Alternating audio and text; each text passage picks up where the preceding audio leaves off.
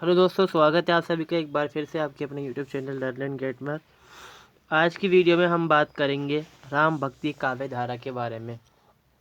राम भक्ति काव्य धारा जो है वो सगुण काव्य धारा जो भक्ति धारा है उसी का एक भाग मानी जाती है और उसी का एक भाग है।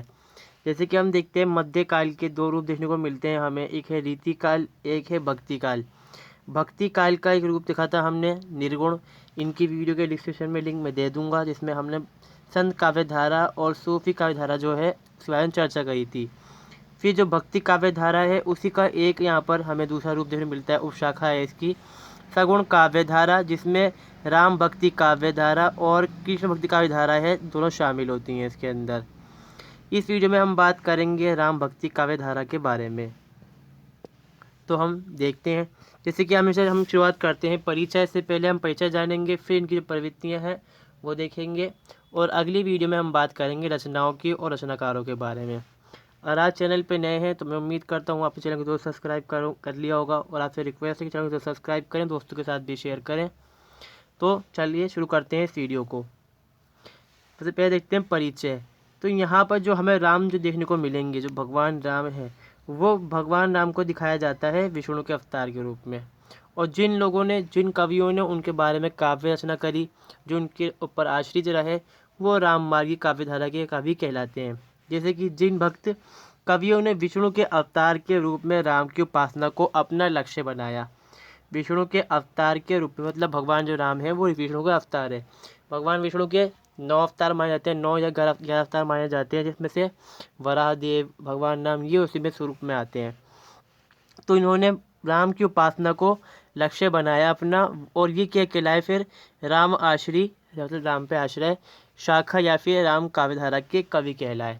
और ये दिखाया था मैंने अभी, आपने पीछे दिखाया मैंने अभी आपको कि ये 2 शाखाएं हैं सगुण काव्यधारा की, उन्हीं में से एक शाखा है राम भक्ति काव्यधारा। और इनके जो कुछ खास कवि हैं वो रामानंद, अग्रदास, ईश्वरदास, तुलसीदास, नाभदास, केवरदास, केशवदास और नहरी दास इसके अंदर है। जो सबसे ख़ास इसके अंदर माने जाते हैं वो तुलसीदास जी माने जाते हैं, जिनकी रचना है रामचरितमानस, जिसको आज के वक्त में भी जो हिंदू घर है वहाँ पर पढ़ा जाता है इसको। इसमें क्या दिखाने को मिलेगा हमें, जो ये कवि हैं जिन्होंने रचनाएं करी, वो राम के लोक कल्याणकारी चित्रण का मतलब स्वरूप जो है उसको चित्रित करते हैं अपनी काव्यों के अंदर, मतलब उसको दिखाते हैं। लोक कल्याणकारी क्यों दिखाया जाता है? क्योंकि राम के 2 रूप दिखाए जाते हैं, एक तो लोकरंजक और एक होता है लोक रक्षक।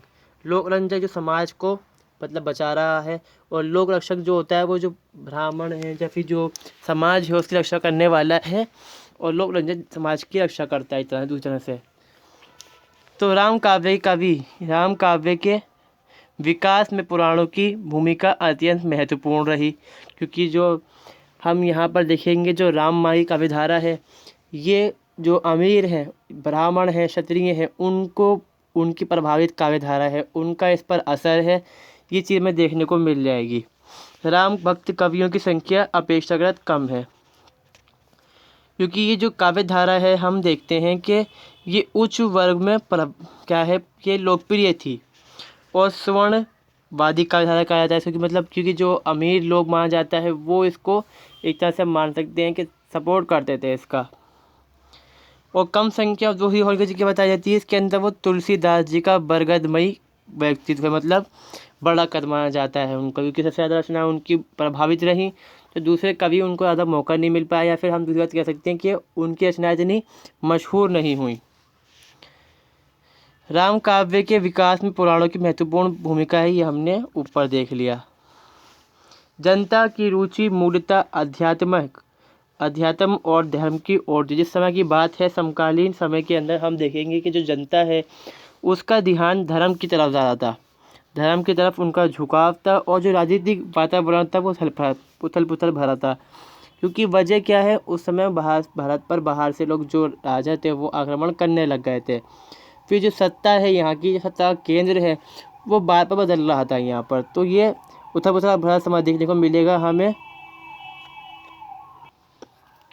इसमें जो वाल्मीकि के पुराणों में वाल्मीकि रामायण से ही काव्य धारा की मतलब प्रारंभ माना जाता है। मतलब जो वाल्मीकि के रामायण है, उनकी जो लिखी हुई रामायण है उसको राम काव्य की जो पहली किताब है वो माना जाता है और ये महाकाव्य है। इसमें जो भगवान राम है उनका चरित्र दिखाया गया है, उनकी मतलब हम पूरी बायोग्राफी मान सकते हैं इसको एक तरह से। और जो परवर्ती कवि हैं वो इससे प्रेरणा स्रोत बन जाता है। वो जो ये हम देखते हैं रामायण है, वही जो आगे जो कवि आएंगे इनके बाद उनके लिए प्रेरणा का स्रोत हो जाता है। इसके बाद क्या होती है, तत्पश्चात महाभारत में आंशिक रूप से रामचरित का आधार बना। फिर रामचरित जो महाभारत में मतलब भगवान राम का देखने को मिल जाएगा हमें इसके अंदर, तो उससे वही प्रभावित करता है। फिर उसमें मतलब हम देखते हैं भगवान राम का उन्होंने जो वचन वगैरह बोले वो चीज़ें देखने को मिलेंगी हमें। कालिदास द्वारा कृत मतलब कि जो कृत है इसका मतलब होता है रचना के द्वारा लिखा गया। कालिदास ने लिखा रघुवंश, कुमारदास कृत, जानकी हरण, अभिनंद कृत रामचरित, शुभेंद्र कृत रामायण मंजरी और सकल्य मल कृत उदार राघव भी इसी परंपरा की विशिष्ट कृतियां हैं।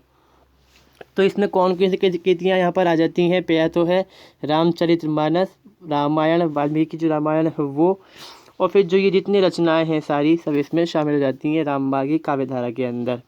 और इसके अलावा कुछ नाटक भी लिखे गए। इसमें नाटक हैं भास द्वारा कृत, प्रतिमा भवभूति कृत, उत्तर रामचरित, राजशेखर कृत बाल रामायण, हृदय राम भल्ला कृत हनुमान नाटक राम के चरित्र को अभिव्यक्ति प्रदान करती हैं, उनके चरित्र को दिखाती हैं इसके अंदर। तो ये जो कवि हैं इन्होंने क्या करा, हमें यहाँ तक समझ में यह आ जाता है कि जो राम माँ के कवि हैं उन्होंने भगवान राम की प्रशंसा करी, उनके बारे में लिखा, उनका जीवन किस तरह से रहा, ये जो सब चीज़ें हैं वो अपने काव्य के अंदर दिखाते हैं। तो ये जब ये बात देखेंगे कि भगवान राम के उससे तरीके से जो चरित्र है उनका जीवन है उससे प्रभावित है, इसलिए ये रामबाई कवि कहलाते हैं। और जो ये हनुमान नाटक है इसका दूसरा नाम होता है राम गीता। जैन सिख साहित्य में स्वयंभूकृत पौम चरित्र, चरुआ तथा पुष्पन दत्त महापुराण में रामकथा का वर्णन है। इनमें भी मतलब ये जबकि जो जैन धर्म से संबंधित हैं ये मगर इसमें भगवान राम का चित्रण मिल जाता है, मतलब रामकथा दिख जाती है। बंगला भाषा में कृतिवास ने रामायण लिखी। तुलसी से पूर्व के रामभक्त कवियों में विष्णुदास, ईश्वरदास, भरत मिलाप, अंगद पेज इनकी रचनाएं हैं आदि प्रमुख हैं। वाल्मीकि के रामायण ये रामकथा का स्रोत है। फिर इसके अलावा देखेंगे हम भक्ति काल के अंदर जब हम बात करते हैं राममार्गी काव्यधारा के बारे में, तो या फिर हम देखते हैं जो कृष्ण माँ की काव्यधारा है उसके समकालीन ही वीर काव्यधारा चलती है उस समय। नीति काव्यधारा है, दरबारी है, रीति है, बस वही चीज़ है। मतलब ये वीर काव्यधारा से मान लेते हैं हम कि वीरों के लिए लिखी गई, दरबारी काव्यधारा वो है जो दरबार के लिए लिखी गई, फिर नीति और ये इस तरह से काम है अलग अलग, ये हमने देख लिया अभी। तो इनके अब प्रवृत्तियाँ देख लेते हैं, परिचय हमने जान लिया है। तो सबसे पहली प्रवृत्ति इसमें क्या है, राम भक्ति काव्य में समन्वय साधना, यानी कि सामंजस्य की स्थापना की गई कि जो इंसान है अद्वैत और द्वैत जो चीज़ें हैं उनके बीच सामंजस्य से स्थापित किया गया है राम भक्ति काव्यधारा के अंदर। राम काव्यधारा में समन्वय सामंजस्य का आदर्श है, मतलब स्थापित किया गया, इसको इस्तेमाल किया गया है। तुलसी का रामचरितमानस इसका प्रत्यक्ष उदाहरण है। द्वैत और अद्वैत के बीच समन्वय के साथ तुलसी ने अवतारवाद की प्रतिष्ठा करते हुए ब्रह्मा को उपनिषदों और वेदों के अनुसार स्वीकार किया। क्योंकि ये जो संगुण काव्यधारा के व्यक्ति हैं, कवि हैं, तो इनका मानना यही है कि अवतारवाद को ही पूजा करते हैं। ये कहते हैं कि जो ब्रह्मा है वो किसी अवतार के अंदर होता है, जबकि जो निर्गुण काव्यधारा के कवि थे, जो चाहे संत हो या फिर सूफी काव्यधारा, काफ़ी सूफी हों, उसके अंदर उन्होंने कहा कि जो ब्रह्मा है वो किसी रूप के अंदर नहीं आ सकता, मगर ये सगुण वाले हैं तो ये कहेंगे कि सगुण है, मतलब कि अवतार है कोई ना कोई। और ये बहुदेववाद को भी समर्थन करते हैं। जैसे कि हमने देखा कि भगवान विष्णु है, उनके 11 या 9 रूप होते हैं, तो राम उसमें से एक रूप है, तो मतलब पता था कि मतलब कई देवताओं की पूजा करते हैं ये लोग। और ये उपनिषद और वेद के अनुसार ही मानते हैं जो ब्रह्मा है। साथ ही सगुण ही अगुण ही नहीं कुछ भेदा, ये मतलब बात को कि सगुण और निर्गुण जो है उसकी चेष्टा करते हैं। मतलब यहाँ पे दिखाते हैं कि ये जो सगुण काव्यधारा है उसको जो मानते हैं कि ये बड़ी है, उससे ऊपर है निर्गुण काव्यधारा, सही है। भाग्य एवं पुरुषार्थ में सामान्य का समन्वय, शिव और राम का समन्वय, धर्म और मानवता का समन्वय कर श्रेष्ठ उदाहरण प्रस्तुत किया। मतलब जोड़ते हुए दिखाते हैं कि इंसान है, उस चीज़ को ही दिखाते हैं। शिव हैं, राम हैं, उनको जोड़ रहे हैं आपस में। ये समन्वय भावना इसके अंदर देखने को मिल जाती है इसके अंदर हमें। जैसे कि राम काव्य धारा में विविध प्रकार की समन्वय की भावना दिखाई पड़ती है। तुलसी काव्य ने समन्वय का विराट चेष्टा की। इसमें ज्ञान, धर्म, कर्म के साथ साथ विविध देवी देवताओं की स्तुति में समन्वय की चेष्टा की गई है। मतलब कई देवताओं की लोग पूजा करते हैं समय के, समकालीन समय के अंदर, या फिर आज भी करते हैं। तो वो समन्वय स्थापित करते हैं, सामंजस्य स्थापित करते हैं। कुछ समय किसी की पूजा करते हैं, किसी की पूजा कर लेते हैं वो। तो इससे क्या है, ना तो कोई छोटा जाता है, कोई बड़ा हो जाता है इसके अंदर। जिसमें तुलसीदास कहते हैं, शिव द्रोही मम भगत कहावा, सो नर सपनेहु मोहि न पावा, शंकर विमुख भगति चह मोरी, सो नार की मुंड मति थोरी। अब हम देखते हैं दार्शनिकता। दार्शनिकता दूसरा बिंदु है। इसमें क्या देखने को मिलेगा कि हमें, जैसे कि हमने रहस्यवाद देखा था, तो वही चीज़ इस तरह से है यहाँ पर। इस काव्यधारा के कवियों ने राम के अलौकिक रूप का वर्णन किया है। उनके अलौकिक रूप जो है उसको दिखाना चाहा है। उन्होंने विशिष्ट द्वैत के अनुसार ब्रह्मा और जीव के बीच अंशी और, यानी कि अंशी, इसको अंशी बोलेंगे, नायिका और अंश का संबंध दिखाया है। जैसे कि संत कवि थे, सूफी कवियों ने दिखाया है कि ब्रह्मा क्या है, परमात्मा है, वो नायक है, और जो इंसान है वो नायिका है। तो ये नायिका वही है, इंसान हो गया जिसकी आत्मा है, और अंश जो है यहाँ परमात्मा है। तो जो आत्मा है वो लीन होना चाहती है, इसलिए तड़पती दिखाएंगे इसके अंदर वो। ब्रह्मा के विषय में उनका मत है कि व्यापक विशिष्ट विश्वरूप ब्रह्मा ही शरीर धारण कर नाना प्रकार की लीलाएं करता है। यानी कि जो भगवान, जो ब्रह्मा है, वो अलग अलग जो भगवानों के रूप में आता है और दुनिया में आकर जो लीलाएं करता है वो। यानी कि जो असुर है, राक्षस है, उनका अंत करना, लोगों के लिए काम करना, मंगलकारी काम करना, ये सब काम ब्रह्मा के ही होते हैं। मगर वो रूप लेके आता है दुनिया के अंदर, इनका ये मानना था। भक्त भी मोक्ष की भावना की कामना ना करके सिर्फ ईश्वर की भक्ति चाहता है। यहाँ पर ये कहते हैं कि हमें मोक्ष नहीं चाहिए, सिर्फ हमें ईश्वर की भक्ति करनी है। और ये जो प्रभाव देखने को मिलेगा हमें, ये खासकर हमें कृष्ण भक्ति का धारा के अंदर बहुत ज़्यादा देखने को मिल जाएगा। इनके अनुसार क्या है कि माया के दो रूप होते हैं, विधा और अविधा। तुलसी के ही विचार का अनुसरण इन कवियों ने किया है। अब हम देखते हैं राम के लोक नायक रूप में चित्रण, मतलब लोगों के नायक के रूप में, जो आम जनता है उनके नायक के रूप में चित्रण किया गया है इसके अंदर। तो यहाँ पर दो तरह से दिखाया जाता है। पहला है लोकरंजक, दूसरा है लोकरक्षक। लोकरक्षक में दिखाया गया है कि जो भगवान राम है उनका श्रृंगारिक आकलन किया गया है, मतलब देखने में सुंदर हैं बहुत और दिल को लुभा जाते हैं। तो जो गोपियाँ वगैरह हैं वो उनके साथ रहती हैं, जो भी हिसाब है वहाँ पर ये चीज़ देखने को मिल जाएगी इसके अंदर हमें। और जो लोग हैं वो उनको देख के खुश हो जाते हैं और उनसी तब खींचे चले जाते हैं। तो लोगों के लिए क्या है, वो अट्रैक्टिव हो जाते हैं एक तरह से, ये बात की जाती है इसमें। दूसरा होता है लोक रक्षक, कि लोग की रक्षा करते हैं। मर्द चाहे वो कितने खूबसूरत हैं पर वो मर्यादा के अंदर रहते हैं और लोगों की नहीं भलाई का काम करते हैं, ये चीज़ में दिखाई जाती है। इस धारा की कवियों ने राम के को विष्णु का अवतार और ब्रह्मा का स्वरूप माना है। दोनों को ये कहा कि भगवान विष्णु है, उनका ही अवतार है, और भगवान जो ब्रह्मा है, परमात्मा है, उनका ही एक रूप है ये। इनके राम दशरथ के पुत्र और शक्तिशील तथा सौंदर्य के पुंज है। मानव का रूप धारण कर उन्होंने धर्म तथा संतों की रक्षा की। इंसान का रूप धारण कर उन्होंने और रक्षा के लिए दुनिया में आए हैं और दुष्टों और राक्षसों का संहार किया। राम को अवतारीवादी व अवतारी पुरुष वे मानते थे। जैसे उन्होंने क्या कहा इस बारे में, विप्र धेनु सुर संत हित लीन मनुज अवतार निज इच्छा निर्मित तनु माया गुण गो पार। इनके राम क्या हैं कि मर्यादा पुरुषोत्तम है, यानी कि सुंदर होते हुए भी राक्षसों का अंश जो कहते हैं, हम कहेंगे कि राक्षसों को ख़त्म करने के लिए आए हैं, मगर फिर भी वहाँ पर वो मर्यादाओं का ध्यान रखते हैं और सब रूप के अंदर वो आदर्श है, चाहे भाई हो, पति, पुत्र, सब रूप में आदर्श हैं। और साथ साथ जो दूसरे चित्र, जो अन्य पात्र हैं, उनको भी यहाँ पर आदर्श दिखाया जाता है। इसमें दशरथ पिता हैं, उनके आदर्श है, माता जो है कौशल्या आदर्श माताएं सीता, आदर्श पत्नी दिखाई जाती, भरत आदर्श भाई और हनुमान आदर्श भक्त दिखाए जाते हैं इसके अंदर। चौथा बिंदु है राम काव्य में भक्ति का स्वरूप। भक्ति का स्वरूप यहाँ पर क्या देखने को मिलेगा हमें। यहाँ जो भक्ति है वो वैद्य भक्ति है, यानी कि दिखावे वाली भक्ति नहीं होगी।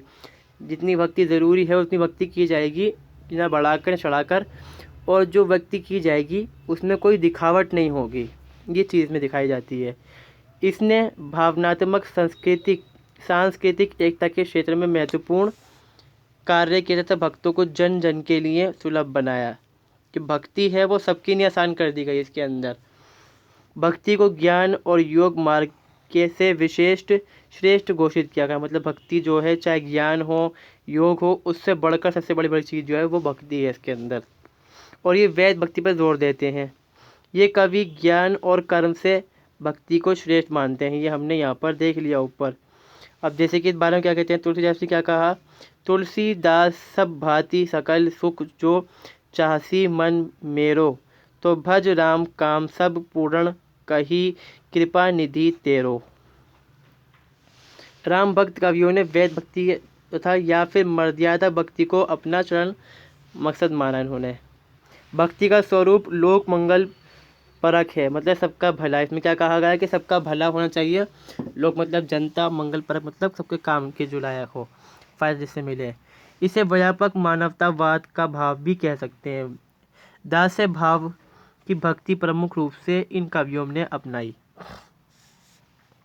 पांचवा बिंदु कहता है जीवन के दर्शन के बारे में बताया जाता है। जीवन दर्शन और मानव मूल्य। तो यहाँ पर राम भक्त कवि में तुलसी कवि जो थे, तुलसीदास होते, वो पहले कवि जिन्होंने काव्य में जीवन दर्शन और मानव मूल्यों को काव्यात्मक अभिव्यक्ति प्रदान की थी। दास्य भक्ति ही उनका जीवन आदर्श तथा भक्ति का परिक्षेप में ही उन्होंने मानव मूल्यों का निर्देशन किया। अब यहाँ पर है लोक मंगल की साधना। लोक मतलब पूजा करना, तो मतलब जो समाज है उसको सर्वश्रेष्ठ मानते हुए उनकी भलाई के लिए कार्य करना। लोक मंगल को काव्य तत्का उद्देश्य इन कवियों ने नहीं माना। इन्होंने नहीं माना कि ज़रूरी है ये, किंतु स्वयं ही उनके उसमें आ जाता है। जब बात करते हैं राम के बारे में तो राम को दिखाते हैं कि वो लोक रंजक और लोक रक्षक हैं, तो वो जो समाज है उसके बारे में खुद ही बात निकल के यहाँ से आ जाती है। तुलसी ने इसे अपने जीवन का लक्ष्य बनाकर राम के चरित्र में उतारा। राम जीवन के संघर्ष और पत्नियों से सौंदर्य को अभिव्यक्त करते हैं। संघर्ष भी देखने को मिलेगा राम के जीवन में हमें, और सौंदर्य भी। तुलसी राम के इसी लोक मंगल की साधना से जुड़े सौंदर्य पर मुग्ध हुए हैं। राम काव्यधारा का भाव सौंदर्य। इसमें प्रत्येक जीवन के प्रत्येक क्षेत्र में भावों, अनुभूति तथा संवेगों को राम भक्त कवियों ने मनोरम, रसनुकूल, दिल छू लेने वाले अभिव्यक्त अंदाज में इन्होंने अभिव्यक्त किया है। मतलब जो भी समाज की जो भावनाएं हैं, उनकी जो घटनाएं हैं, जिस तरह से वो चलते हैं, बैठते हैं, उठते हैं, हर चीज़ को उन्होंने दिखाया है कि वो दिल छू जाती है। वो कभी दिखाते हैं जो भगवान नाम जो भी करते हैं वो ऐसा होता है इसको जो से वो दिल छू जाए। राम भक्त कवियों की रसिक धारा के कवियों ने भक्ति के साथ साथ श्रृंगार को भी ग्रहण किया। यही कारण है कि भाव क्षेत्र सीमित होते हुए भी इन कवियों को श्रृंगार एवं भक्ति रस के सुंदर पूर्ण का श्रेय दिया जाता है। भावों की मर्म स्पर्शता मतलब दिल छूने वाली रसनाभूति की तन्मयता सभी दृष्टि से संपूर्ण राम काव्य परंपरा में तुलसी की अद्वितीयता असंदिग्ध है। यही रसनाभूति अन्य राम भक्त कवियों में भी परिलक्षित दिखाई देती है यहाँ पर। फिर आता है इसमें अभिव्यंजना, मतलब राम काव्य धारा का अभिव्यंजना, सौंदर्य का दिखाना, मतलब यहाँ पर सौंदर्य को प्रदर्शित करना। इसमें क्या है, माधुर्य पासक राम भक्त रसिक कवियों ने जहाँ पद, दोहा, चौपाई छंदों के माध्यम से प्रमुख मुक्तक काव्य विधा को अपनाया। मतलब यहाँ पर जो दोहा, चौपाई, छंद है उसका इस्तेमाल करके जो काव्य रचना है उसको मुक्तक अंदाज में लिखा है और खूबसूरत तौर पे बहुत ज़्यादा दिखाने की कोशिश की है। वहाँ तुलसी ने प्रबंध की काव्य विधा को अपनाकर उसे धन्य कर दिया। मगर जो तुलसीदास हैं वो मुक्तक शैली में नहीं लिखते, वो प्रबंधक शैली में लिखते हैं, मतलब एक विधा के अंदर बांध के लिखते हैं। जहाँ तक भाषा की बात है, तुलसी ने साहित्यिक अवधि का प्रयोग किया है, तो अवधि का प्रयोग होगा। और एक चीज़ और ध्यान रखें, जो कृष्ण भक्ति काव्यधारा है उसके अंदर ब्रज भाषा का इस्तेमाल होता है। इसमें जो भाषाएं हैं, भाषा जो होंगी मिली जुली भाषाएं होती हैं इसमें बहुत सारी, खासकर इसमें अवधि का ज़्यादा प्रयोग हुआ है। प्रतीकों की दृष्टि से देखें तो हमें राम भक्ति कवियों में दार्शनिक प्रतीकों का बहुलता मिलती है। दार्शनिक जो है धार्मिक प्रतीक होंगे, दार्शनिक प्रतीक होंगे, उनका खासकर ये इस्तेमाल करेंगे। इन कवियों के काव्य में अलंकार भाव सौंदर्य के पूरक बनकर ही उपयुक्त हुए हैं। और छंद की दृष्टि से कौन कौन छंद इस्तेमाल हुए हैं? दोहा, चौपाई, छप्पे, कुंडलिया, कवित्त, सवेया आदि का इस्तेमाल हुआ है। इस प्रकार अभिव्यंजना मतलब अभिव्यक्ति में दिखाना, शो करना। सौंदर्य की दृष्टि से राम काव्यधारा का साहित्यिक ऐतिहासिक महत्व निर्विवाद है, कोई विवाद इसमें नहीं हो सकता। फिर आता है कि जन जन के कवि, जन जीवन के कवि, क्योंकि जो कवि बात कर रहे हैं वो दिखाते हैं राम को लोकरंजक और लोक मंगलकारी व्यक्ति स्वरूप दिखाते हैं वो ब्राह्मण का। तो जो कवि हो गए वो सबके कवि हो गए, मतलब समाज के बारे में तो बात कर रहे हैं। हालांकि वो मंगल जो लोक मंगल साधना समर्थन उसका नहीं करते, मगर फिर भी वो चीज़ उनके काव्य के अंदर खुद ब खुद आ जाती है। राम काव्य परंपरा के कवि सही अर्थ में जन कवि थे। किसी राजा के आश्रय में रहकर उसकी खुशामद में ये काव्य नहीं लिखे गए, क्योंकि उन्होंने जो कवि किसी राजा के बारे में नहीं लिखा, उन्होंने सिर्फ अपने दिल से लिखा भगवान राम के बारे में। यही कारण है कि इनके काव्य जीवन का प्रतिनिधित्व करते हैं, जीवन को दिखाते हैं। यही कवि विनीत और विनम्र है। इनकी रचना लोक रक्षा के लिए हुई है। भाषा जो है वो अवधी भाषा का इस्तेमाल खासकर हुआ है, और बीच में लिखी जाने वाली रचनाएं संख्या में कम है, बीच भाषा है वो कम है। छंदों का इस्तेमाल बताया मैंने, दोहा, चौपाई, सोरठा, छप्पे, कवित्त, सवेरा का आदि का इस्तेमाल इसमें किया गया है। तो यहाँ पर हमारी ये वीडियो पहली कंप्लीट हो जाती है। इस वीडियो में इतना ही होगा, और अगली वीडियो में हम बात करेंगे राम भक्ति काव्यधारा के रचनाकारों और उनकी रचनाओं के बारे में। मैं उम्मीद करता हूँ अगर आपने वीडियो यहाँ तक ज़रूर देखी होगी तो चैनल को ज़रूर सब्सक्राइब कर लिया होगा, वीडियो को लाइक करा होगा। अगर वीडियो अच्छी लगे ज़रूर लाइक करें, इसको दोस्तों के साथ भी शेयर करें ताकि उनको भी जानकारी मिल सके। मिलते हैं किसी अगली वीडियो में, तब तक के लिए धन्यवाद।